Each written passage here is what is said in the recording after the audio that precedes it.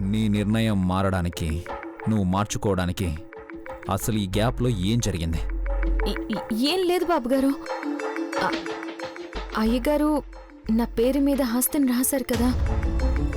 నేను తిరిగి అమ్మగారి పేరు మీద రాయబోయే ముందు అయ్యగారికి ఒక మాట చెప్పడం, ఆయన అభిప్రాయం తెలుసుకోవడం ధర్మం కదా. అందుకే అయ్యగారితో మాట్లాడిన తర్వాత నిర్ణయం తీసుకోవాలని నేనేం మాట్లాడలేదు. అంతే తప్ప అంతకు మించి ఇంకేం లేదు బాబుగారు. నువ్వు ఆస్తి రాయడానికి నాన్న ఒప్పుకున్నారా?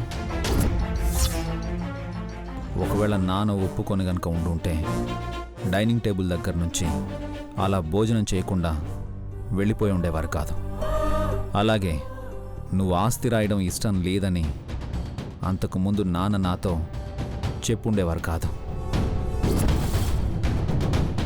మరి నువ్వు చెప్పినట్టు నాన్న అభిప్రాయం కోసం నువ్వు ఆగి ఉంటే నాన్న అభిప్రాయాన్ని పట్టించుకోకుండా నువ్వు నిర్ణయం ఎందుకు తీసుకున్నావు?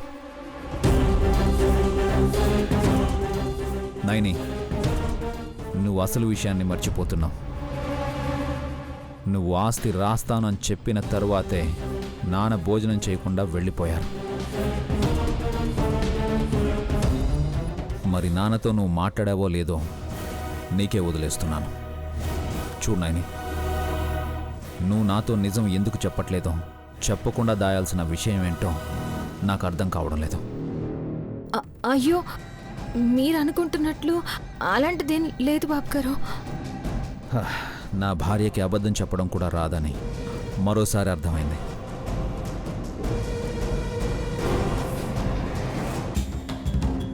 నైని, నువ్వు ఎంత దాచాలని ప్రయత్నించినా ఏదో విషయం ఉందని నాకు అర్థమైంది.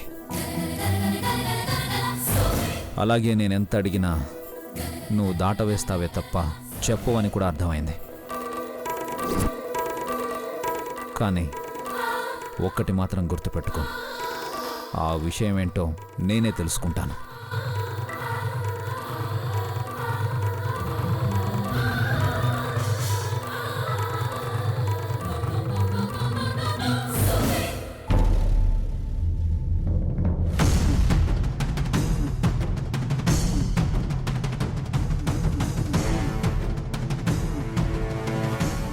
కరోనాతో చచ్చిపోయి ఉండవని పేపర్లో వచ్చుండదని అందరూ అడుగుతూ ఉంటే ఆ పోరు పడలేక బస్తీ మరి ఏడదాకా రావాల్సి వచ్చుండది. ఏందబ్బా ఈ పేపరు?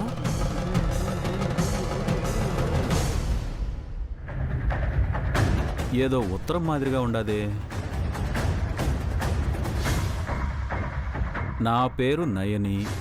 కొన్ని జీవితాలు మీరు చేసే ఫోన్తో ముడిపడి ఉన్నాయి.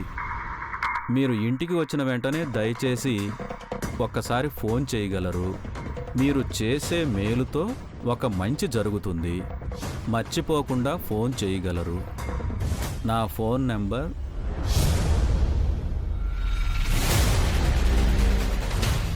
ఏందబ్బయ్యం? నేను చేసే ఫోన్తో కొన్ని జీవితాలు ముడిపడి ఉండడం ఏందబ్బా? వేణన్నా, మధ్యాహ్నం ఎవరో ఒక అమ్మాయి వచ్చింది. చాలా అమాయకంగా ఉందన్నా. నీ గురించి అడిగింది. బయటికి వెళ్ళావని చెప్పాను. నీ ఫోన్ నెంబర్ అడిగింది. నాకు తెలియదని చెప్పాను. చూస్తుంటే ఆ అమ్మాయి ఏదో ప్రాబ్లంలో ఉన్నట్టుందన్నా. ప్రాబ్లం ఏంటో ఏమైందో ఎందుకైనా మంచిది ఒకసారి ఫోన్ చేయన్నా.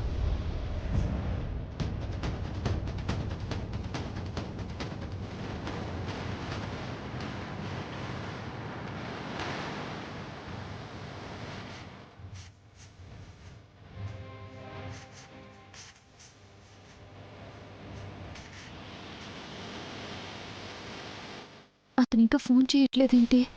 ఇంకా ఇంటికి వచ్చాడా లేదా? లేదంటే ఎవరైనా ఆకతాయి వాళ్ళ పని అనుకుంటున్నాడా?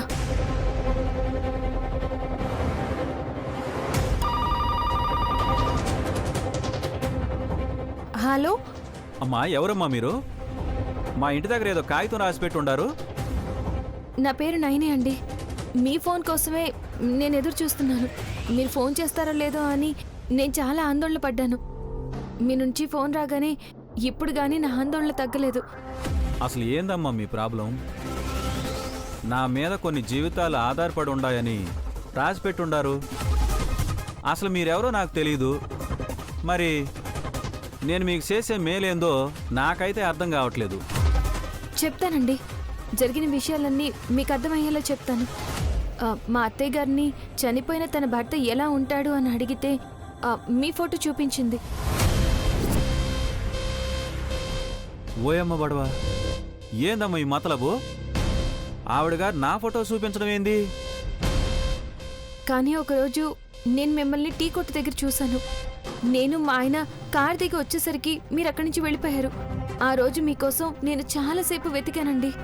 భర్త ఫోటోని అడిగితే ఆవిడ నా ఫోటో చూపించడం ఏందో, మీరు నా కోసం ఎతకడం ఏందో నాకేం అర్థం కావట్లేదు. సరే చెప్పండి అమ్మా, ఇంతకీ నేనేం చేయాలనో చెప్పండి. ఏం లేదండి, రేపు నేను మా ఆయన్ని తీసుకుని మీ ఇంటికి వస్తాను. మీరు మా అత్తయ్య గారి భర్త కాదని ఒక్క మాట చెప్తే సరిపోతుంది. తప్పకుండా చెబుతానమ్మా. మీరు రావడం కాదు, నన్ను ఏ కోర్టుకు రమ్మన్నా వచ్చి సాక్ష్యం చెబుతాను.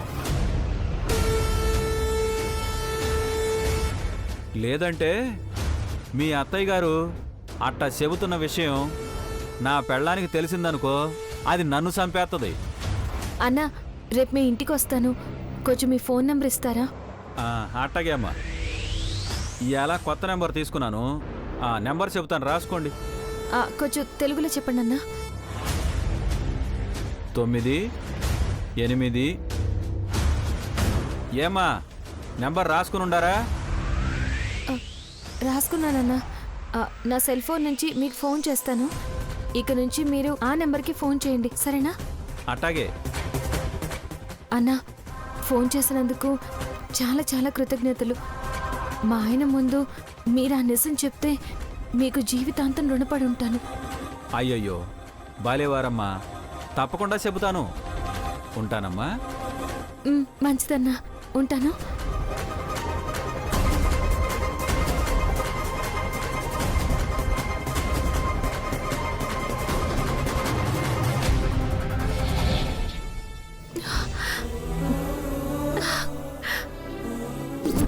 తిలోత్తమని నమ్మి చేరతీసినందుకు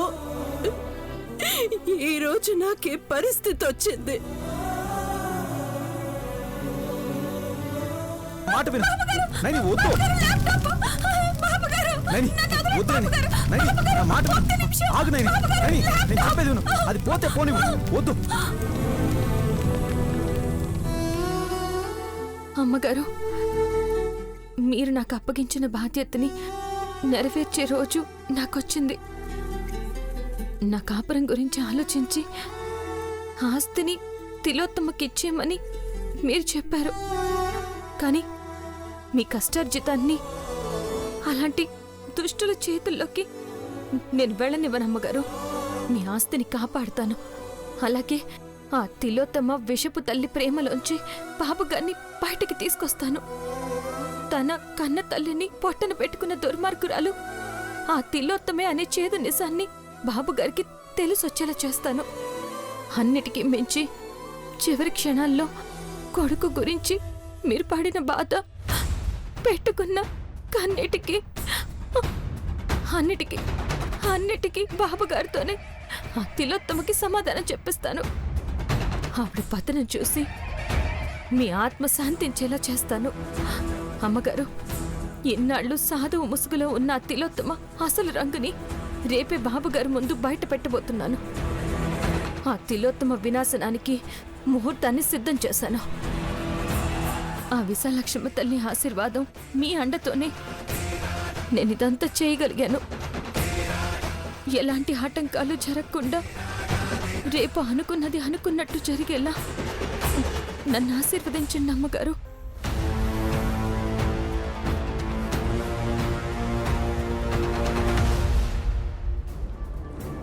రాపందుకి సహనం ఎక్కువ అంటారు. నేనంతకంటే సహనంగా 1 కాదు 2 కాదు 16 ఏళ్లుగా ఈ ఆస్తి కోసం కాచు కూర్చున్నాను.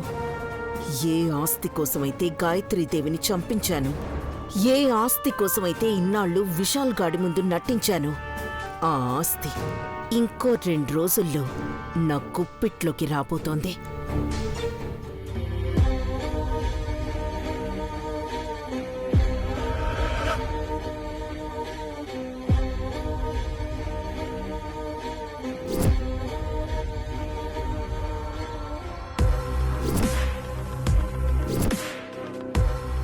ఏంటి మొహం అలా పెట్టావు? బాధ, భయమా, లేదంటే వైరాగ్యమా? ఏంటి బ్రతిమలాడుకోవడానికొచ్చావా? రేపు ఆస్తి మీ చేతికొచ్చాక మమ్మల్ని ఇంట్లోంచి గెంటేయద్దు. ఈ ఇంట్లోనే ఏదో ఒక మూలన ఉంటాను.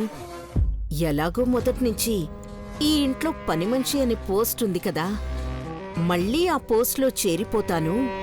అంట్లు కడుక్కుంటూ, ఇల్లు ఊడ్చుకుంటూ, పడేసింది తింటాను అని అడుక్కోటానికొచ్చావా? పరశురాంని, జాస్మిన్ని ఇంట్లోంచి పంపించేశాను, నిన్ను కూడా పంపించేస్తాను అని నా ముందు విర్రవీగావు. చివరికేమైంది? ఆస్తిని నువ్వే రాసిస్తాను అన్నా.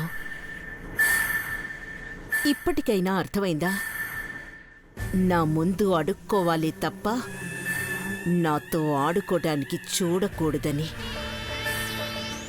ఇప్పుడే ఏమైంది? ముందుంది నీకు ముసళ్ళ పండగ. నువ్వు త్వరలోనే చూస్తావు. కాదు కాదు, చూపిస్తాను. నవ్వుకోండి, బాగా నవ్వుకోండి, ఇంకా బాగా నవ్వుకోండి. కాకపోతే మీకు తెలియని విషయం ఏంటంటే, పాపం ఇదేమి చివరి నవ్వు. ఏంటి, నేనిచ్చిన షాక్కి మతిపోయిందా ఏంటి? నీ అంతట నువ్వే ఆస్తి రాసిస్తానని ఒప్పుకునేసరికి షాక్లో బ్రెయిన్లో నరాలు కట్టయిపోయాయా ఏంటి? ఏదేదో పిచ్చి పిచ్చిగా మాట్లాడుతున్నావు. పిచ్చి పిచ్చిగా కాదు, పచ్చి నిజం చెప్తున్నాను. ఈ ఇంట్లో ఈ రోజే మీకు ఆఖరి రోజు. రేపు మిమ్మల్ని నేను మెడబట్టి బయటకు గెంటించాక మీరు ఏ బస్టాండ్లోనో లేదంటే ఏ రైల్వే స్టేషన్లోనో ఉండాలి. లేకపోతే షాక్తో పిచ్చెక్కి పిచ్చి ఆసుపత్రికి వెళ్ళినా ఆశ్చర్యం లేదు. ఇంకా తేడా కొడితే అసలు మనిషే ఉంటారో లేదో కూడా తెలీదు. అందుకని ఇవాళ ఒక్కరోజు మీకు కావలసినవన్నీ తినండి, మీకు నచ్చిన బట్టలు కట్టుకోండి, ఏసీ వేసుకుని ప్రశాంతంగా పడుకోండి.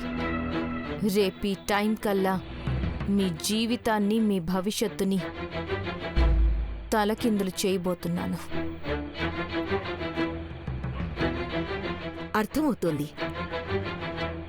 నీదంతా మేకపోతు గాంభీర్యమని అర్థమవుతోంది.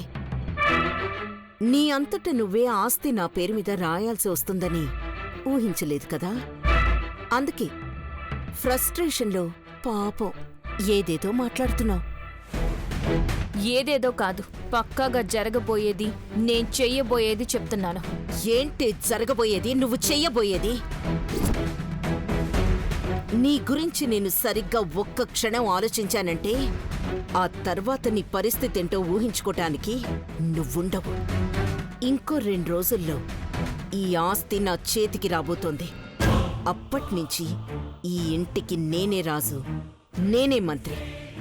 ఎవ్వరైనా సరే నా చెప్పు చేతల్లో ఉండాల్సిందే, నీతో సహా. అలాంటిది నన్ను మెడపట్టి బయటికి గెంటిస్తానంటావా? వెళ్ళి ఈ తిలోత్తమ నిన్ను ఏం చేస్తుందా, నీ బతుకు ఏమైపోతుందా అన్న భయంతో బతుకుతూ ఉండు. వెళ్ళ. ఏంటి, 2 రోజుల్లో ఆస్తి మీ చేతుల్లోకి వస్తుందా? నేను కాదు, మీరు భ్రమలో ఉన్నారు. బాబుగారు బాధపడతారని మీ ముందు సరేనని ఒప్పుకున్నాను. అంత మాత్రాన్న ఆస్తి రాసిస్తానా? ఆస్తి కాదు, తెల్లటి సత్తు గిన్నె మీ చేతికిస్తాను. మీరు అరిచి ఆయాసం తెచ్చుకున్నా, బీపీతో గుండెపోటు తెచ్చుకున్నా ఇది పక్క. దీన్ని ఎవ్వరూ ఆపలేరు. కావాలంటే రాసి పెట్టుకోండి. ఎల్లుండే ఆస్తి రిజిస్ట్రేషన్. నువ్వు నన్ను ఏ విధంగా ఢీకొట్టగలను అనుకుంటున్నావు? ఎల్లుండి రిజిస్ట్రేషన్, కానీ రేపే మీ బండారం బద్దలు కొట్టి మీ నిజస్వరూపాన్ని బాబుగారు ముందు ఉంచబోతున్నాను. ఏంటి ఇలా చెబితే భయపడిపోతానని చీకట్లో బాణాలు వేస్తున్నావా? ఉడత ఊపులకి సింహం భయపడిపోతుందా? నీలాంటి వాళ్ళని చాలా మందిని చూశాను. గొంతు నొక్కేశాను. నాలాంటి వాళ్ళని చూసుంటారు, కానీ నన్ను చూసుండరు. అబద్ధాలు చెప్పి మోసం చేయడం, చీకట్లో బాణాలు వేయడం మీ లక్షణం. కానీ నేను చెప్పిందే చేస్తాను, చేసేదే చెప్తాను. మీ నిజస్వరూపాన్ని బయటపెట్టే పక్కా ఆధారాల్ని సిద్ధం చేశాను. రేపు ఏ క్షణమైనా మీ పాపాల పుట్ట బద్దలైపోతుంది. ఇందులో ఎలాంటి మార్పు లేదు, పక్కా. అందుకని ఈ ఒక్కరోజుకి మీకు కావలసినట్టుగా జీవించండి. సిద్ధపడిపోండి. బాబు గారితో మెడబట్టి బయటకి గెంటించుకోవడానికి సిద్ధపడిపోండి.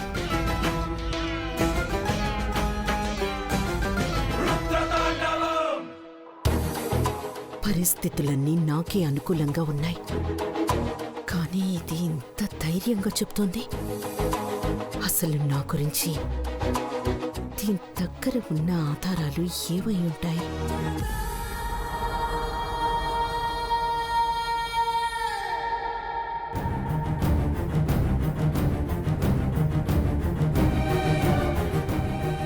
చిన్నబాబు గారు, చెప్పొద్దునా?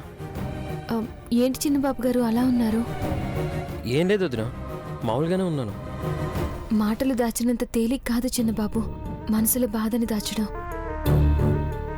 చూడండి చిన్నబాబు, బాధ అయినా సమస్య అయినా ఒక్కరే మోస్తే అది ఇంకా పెరుగుతుంది. అదే పంచుకుంటే పరిష్కారం దొరుకుతుంది. మీ ఆలోచనల వెనక ఉన్న బాధ ఏంటో ఈ వదినకి చెప్పండి. సుమన, సుమన తనేం చేసింది చిన్నబాబు?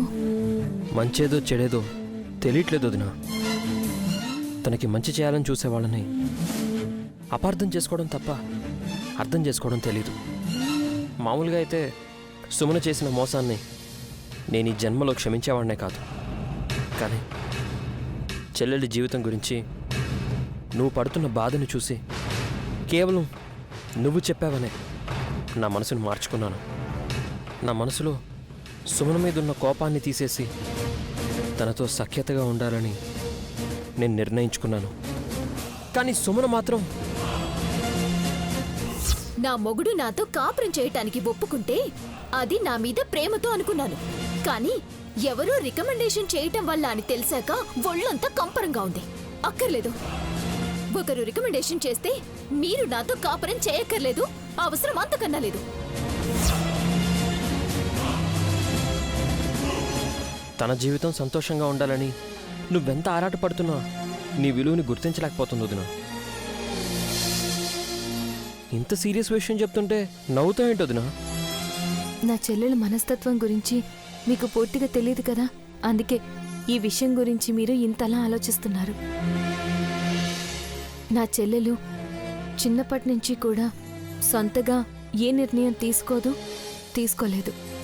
ఎదుటి వాళ్ళు ఇలా చేశారు కాబట్టి వాళ్లకన్నా గొప్పగా నేనేం చేయాలి, పక్క వాళ్ళు ఇలా ఉన్నారు కాబట్టి వాళ్లకన్నా ఇంకో మెట్టులో ఉండాలంటే నేనేం చేయాలి, ఇలా ఎదుటి వాళ్ళ గురించి ఆలోచించడమే తప్ప వాళ్లతో పోల్చుకోవడమే తప్ప అందులో ఉన్నది మంచా చెడా అని ఆలోచించే తత్వం తనలో లేదు చిన్నబాబు. చూడండి, నా చెల్లెల మనస్తత్వం గురించి నాకు క్షుణ్ణంగా తెలుసు కాబట్టి తను దారిలోకి వచ్చి మీ మాట వినాలంటే ఏం చేయాలో చెప్తాను, వినండి. చెప్పొద్దునా?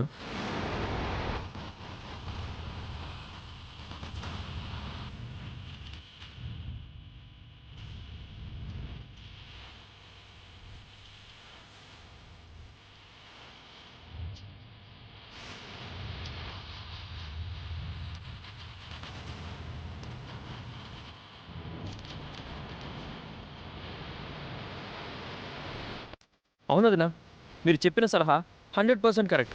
సుమన విషయాన్ని సీరియస్గా కాకుండా ఇలాగే డీల్ చేయాలి. థ్యాంక్స్ వదినా.